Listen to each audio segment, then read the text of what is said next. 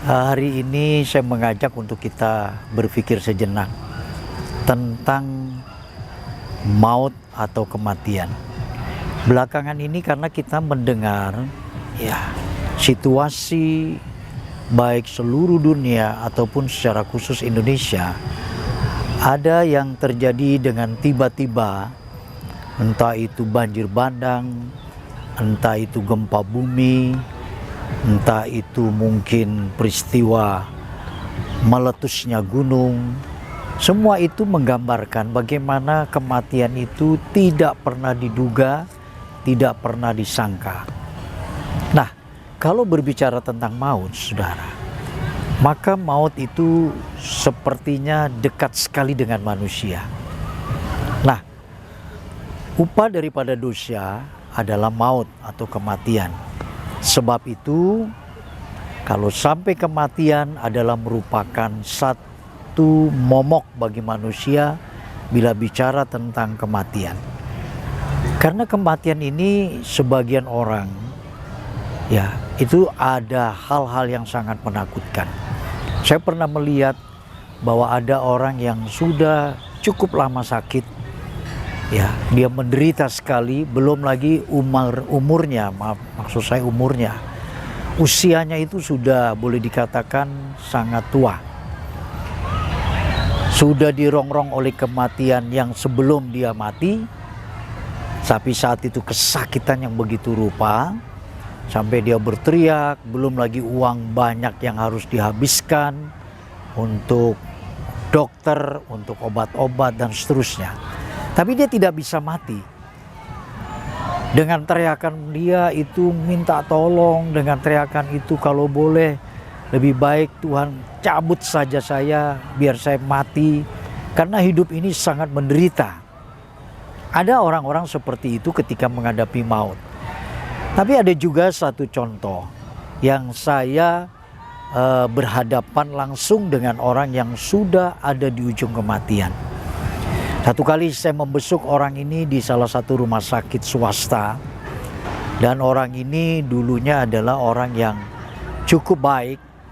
Bahkan dia memiliki integritas karena dipercaya oleh salah satu perusahaan besar yang memang menggajinya juga cukup lumayan besar.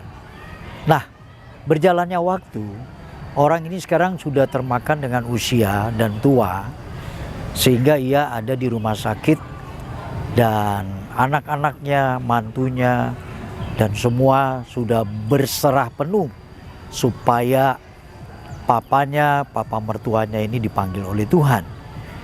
Maka berkesempatan saya diundang untuk mendoakan orang tua ini. Satu cerita yang dia sampaikan kepada saya adalah bahwa sebelum dia mati, dia ingin menyelesaikan semua persoalan hidupnya, semua orang-orang yang pernah dia benci, orang-orang yang pernah menjadi musuhnya ketika dia memegang salah satu perusahaan yang dipercayakan oleh PT tersebut. Maka dia katakan sama saya, kalau boleh izinkan saya bertemu dengan orang-orang ini, menyelesaikan semua masalah saya dengan mereka. Saya dengan memberikan satu kata, saya akan usahakan Om. Lalu dia berharap untuk satu kali saya bisa berjumpa lagi dan saya membawa jawaban padanya. Lalu di situ saya berbicara dengan seorang anaknya. Dan nama-nama yang disampaikan tadi oleh opa ini, saya sampaikan kepada anaknya. Saya minta supaya anaknya ini usahakan bagaimana orang-orang yang disebutkan ini bisa datang ke rumah sakit. Atau kalau memang jarak yang terlalu jauh, cukup minta nomor telepon saja. Saudara, singkatnya waktu, akhirnya beberapa orang ini ada yang bisa datang, dan ada yang bisa dihubungi melewati telepon. Dan tak lama kemudian, hari yang sudah Tuhan tentukan buat dia, maka saya datang lagi membesuknya pada sore hari. Dan di situ keluarga sudah kumpul semua.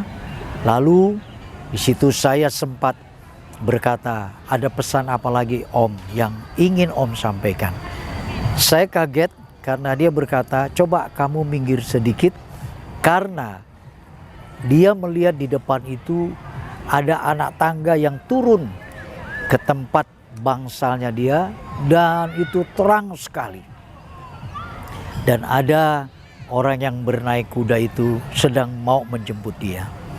Tak lama sesudah itu saudara, maka akhirnya Om ini meninggal dan menghembuskan napas terakhir.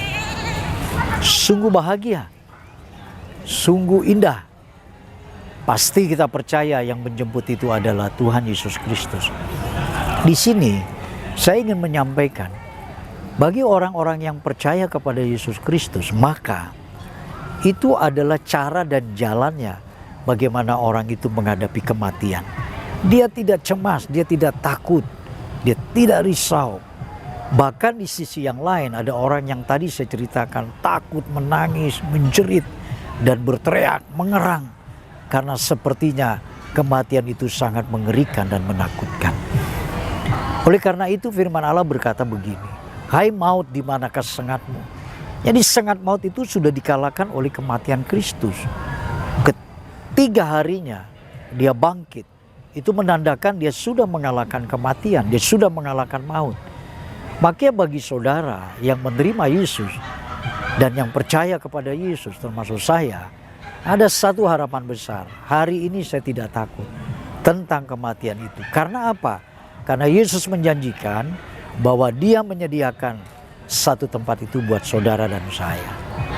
Untuk perenungan kita pada saat hari ini, saya menghimbau bagi saudara yang belum percaya Tuhan Yesus, terimalah Yesus. Undanglah Dia menjadi Tuhan dan Juru Selamatmu. Dan bagi saudara yang sudah mengecap kebaikan Tuhan, namun engkau jauh, engkau murtad, engkau sudah tidak pernah lagi ke gereja, kembali sebelum hari maut datang itu, saudara diselamatkan. Sampai jumpa, Tuhan Yesus berkati kita. Amin.